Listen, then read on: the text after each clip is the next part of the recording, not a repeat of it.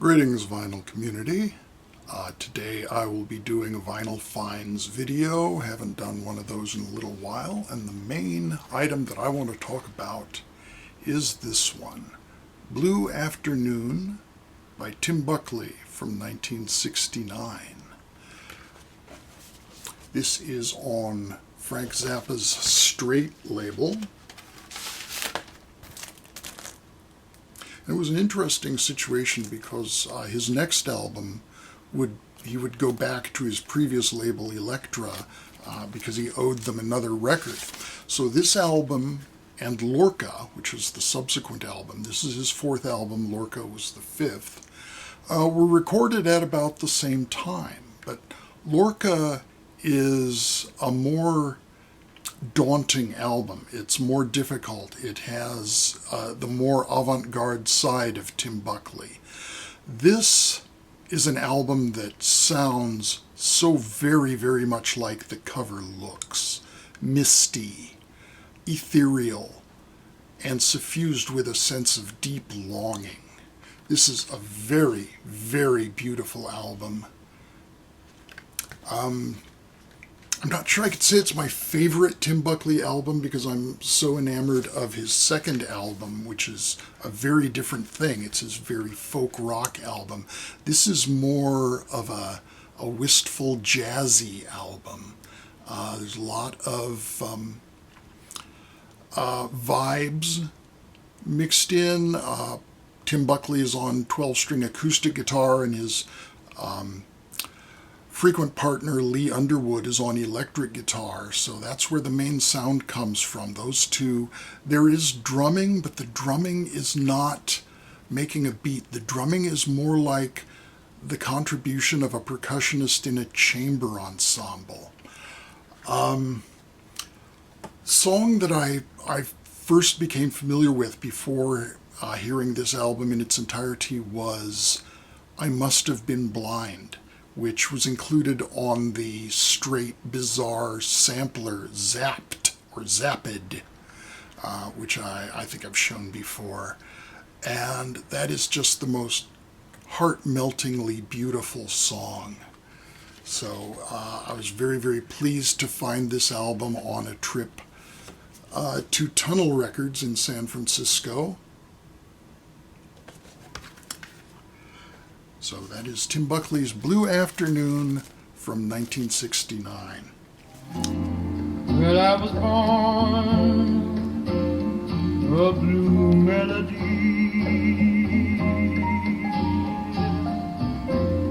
a little song my mom sang to me.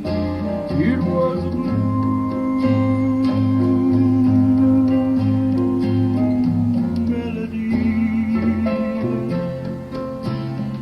such a blue you've never seen.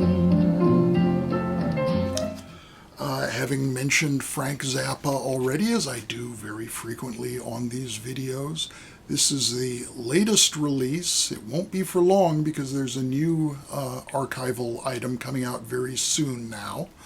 But this is the 2 LP Highlights edition of the Mothers of Invention live at the Whisky A Go-Go in 1968. This was recorded around the time the band was recording Uncle Meat in the studio.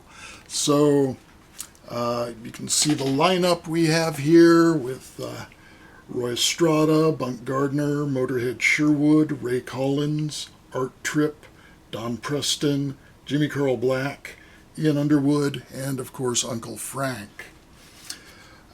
This is, as I mentioned, a highlights edition. There is a 5 LP version of the full set, or the 3 sets that they performed that evening at the Whisky A Go-Go.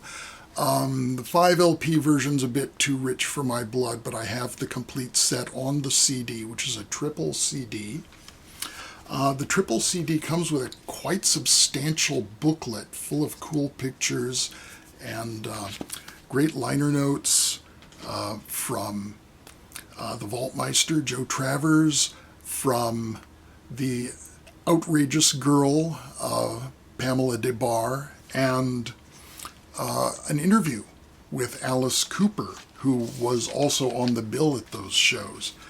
The highlights edition, I think you get a full version of that booklet in the 5 LP box. The highlights version has just this single sheet fold out with Joe Travers' liner notes and this selection of photos. So not as nice as getting the full booklet, but still very cool. So with Ray Collins in the band, you get to hear some of the vocal material from the early Mothers of Invention records.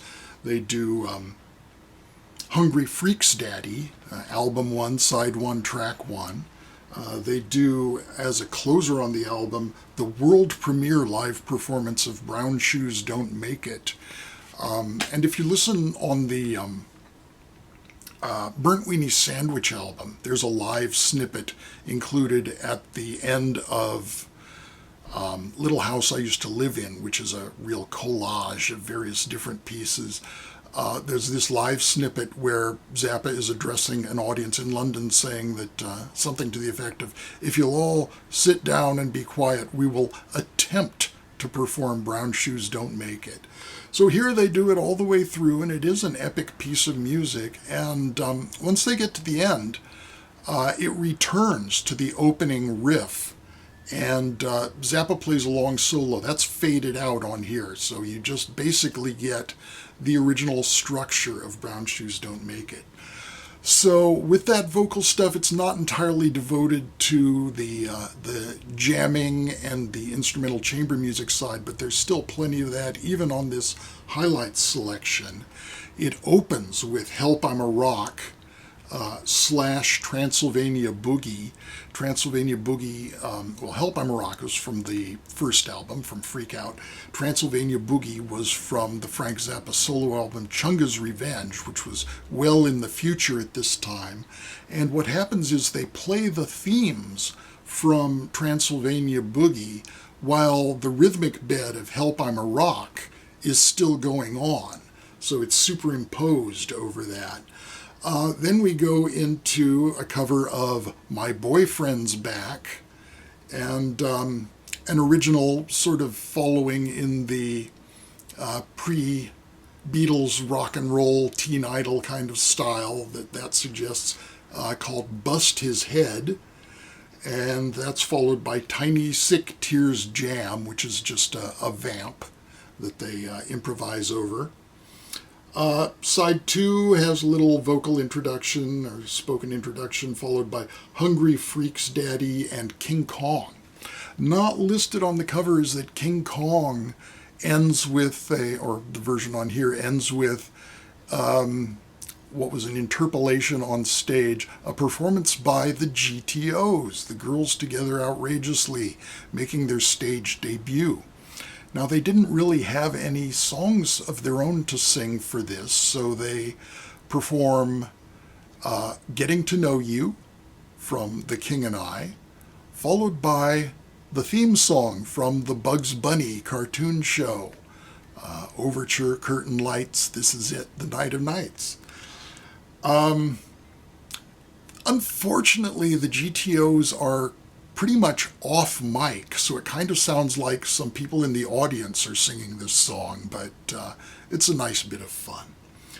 Side 3, another spoken introduction, followed by The Duke, Take 2. The Duke is basically a condensed version of Little House I Used to Live In, which I spoke about a couple of videos ago when I talked about the Mothers Live at the Fillmore album. Followed by Khaki Sack, which I spoke about quite a few videos ago when I showed the Funky Nothingness LP, which included the first real release of that piece of music. Side 4 consists of The Whip, which is an improvisation by the Mothers, an instrumental piece that was performed while Frank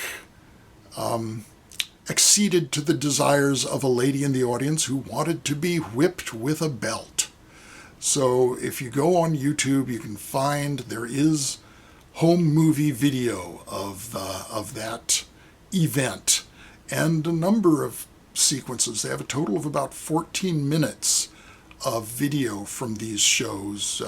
Not just 14 minutes together, but just little snips, and it's all been edited together and meticulously synced with the music from this. So it's really quite amazing for fans of the 60s mothers. That is, as I said, a brand new release, their latest. This is on just black vinyl and has a cute little sort of roulette wheel-like design for the label. Shiny your shoes and cut your hair.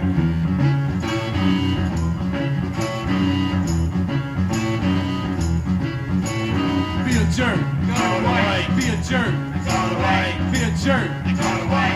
Be a jerk, go away. Do your job and do it right. Where's the ball? TV tonight.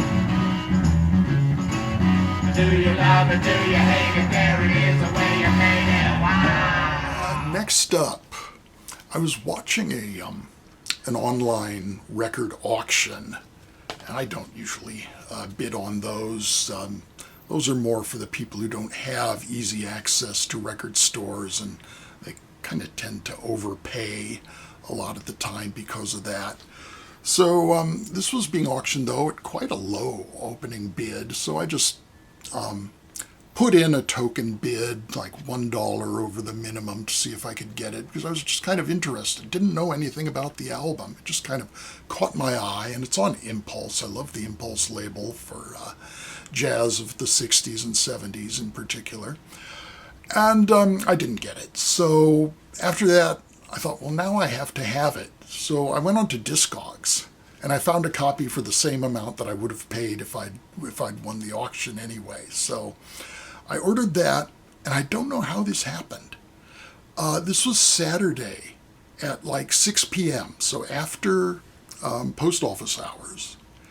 I made my order on Discogs Saturday evening, and the seller was in Southern California, I think Santa Clarita, which is in Los Angeles County.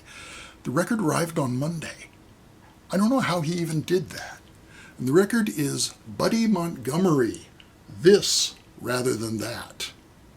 And you can see the fruity symbolism of that title, where he's got his apples and presumably oranges. Look like lemons to me, but I'm sure that Buddy knows what he's doing. Buddy Montgomery, of course, is one of the, he is one of the Montgomery brothers. Of course, Wes on guitar and Monk on bass, Buddy on both vibes and piano. He plays both vibes and piano on here, and brother Monk also contributes. This is a recording from September of 1969, released in 1970.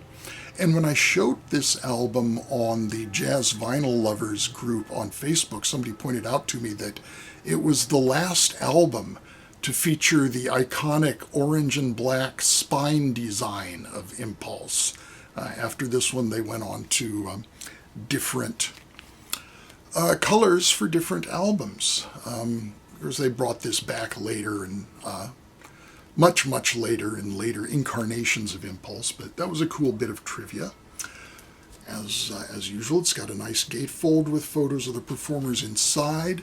This is just really nice, light, funky jazz, soulful. It has a version of Stormy, which is really nice. A version of Didn't We by Jimmy Webb, which is like, I didn't even recognize it. It's so florid, nice piano work.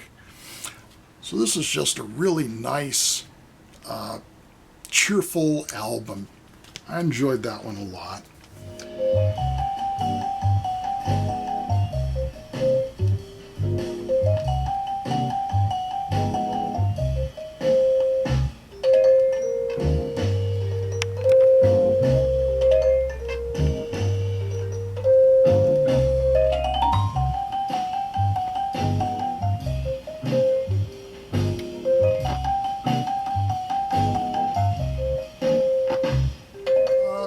finally, another album on the Impulse label. This is from 1974, so yeah, no orange and black on the spine of this one.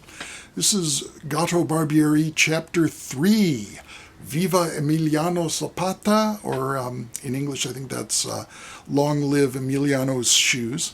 And this does have a gatefold, but this is on the much later Impulse. Got the original inner there still. This is on the green Impulse label. And I've previously shown both Chapter 1 and Chapter 4 of the 4 albums that Gato Barbieri did for Impulse. This one, I'm really not liking it quite as much as the others. It's a big band album with arrangements by Chico O'Farrell. It does have the big band augmented by 4 Latin percussionists, so that gives it that cool South American vibe that Gato is going for in these. Gato's very, very raspy tenor sax sound is, to my ear, more exaggerated and strident than usual on this as he's blowing over the big band. And I would rather hear the same performances, I think, over a smaller combo that might give a little more air and allow Gato to perform with a little bit more dynamic range. But still, it's cool. It's got a version of Cuando Vuelva a Tu Lado, or known in English as What a Difference a Day Makes. Literal translation of that is When I Return to Your Side, I think. So there we go. Gato Barbieri, Chapter 3, Viva Emiliano Zapata.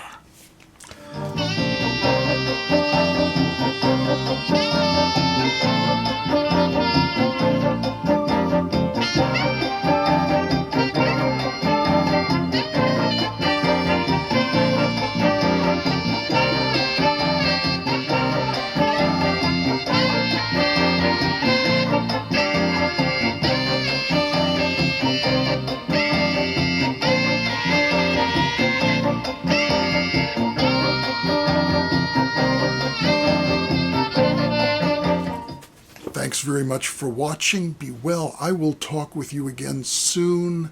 Rest in peace, John Mayall. Bye-bye for now.